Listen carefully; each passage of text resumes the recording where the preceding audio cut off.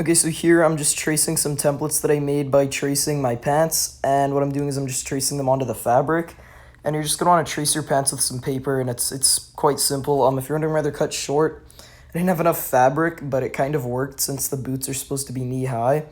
But here I'm just tracing them with a Sharpie, and if you're low on fabric, just make sure that you try to maximize your or minimize your space, I guess, maximize your fabric non-usage, I guess. I don't know what I meant to say there. Here I start to sew the inside of the leg. It's pretty straightforward. You just sew straight through. And then I start to top stitch it, which means that you've sewn it on the inside out, and then you flip it right side in and you stitch right on the top of it. And here I start stitching the outside of the leg, and I keep going, and it's pretty straightforward. You just keep going there. And yeah, so now I am top stitching that one. So yeah, again, exact same thing. And then here I am stitching the inside or outside of one of the other pants. Straightforward, you just go sew straight through. And then I'm sewing the other side of the pant leg right here. And yeah, and then again, I'm just keep sewing it. It's really straightforward.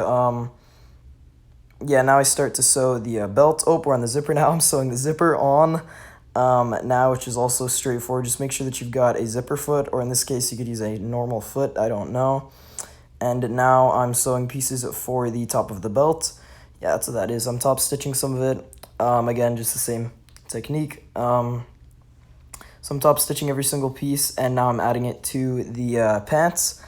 And that's pretty easy. You just put it inside out, and then you just sew it on the pants. You could pin it if you want. You don't have to, per se. And now I'm adding the back piece, which is a little bit longer since I needed a little space behind there. That's kind of funny. So I did that, and yeah, so I'm just sewing that on. Again, it's extremely straightforward. You just go, sew it straight through. And yeah, it's pretty easy. I just keep doing it. And now I am sewing on a button to actually close the pants. This one, make sure that it's enough to where you can go over the whole shirt costume because it has the foam and everything. And this, I think you're going to have to hand sew. I think there's a way to machine sew it, but I just didn't know at the time. So yeah, that's what I'm doing. It took a while, as you can see. I'm just cutting it, sewing it, and everything. And here I go. So it's the other side, exact same thing. You just go in and through. You can sew the whole suit like this. I wouldn't recommend it, but it's doable. I actually did that once before, and it took a while. I stopped making it, but you can do this whole suit with just hand sewing techniques. And it totally works. It'd totally be fine. You just have to take your time, watch a movie, listen to some music or something. Oh, by the way, when you're doing this stuff, make sure to listen to music and stuff, but yeah. So these are the pants here. That's the front. This is the back. And they open with a button here.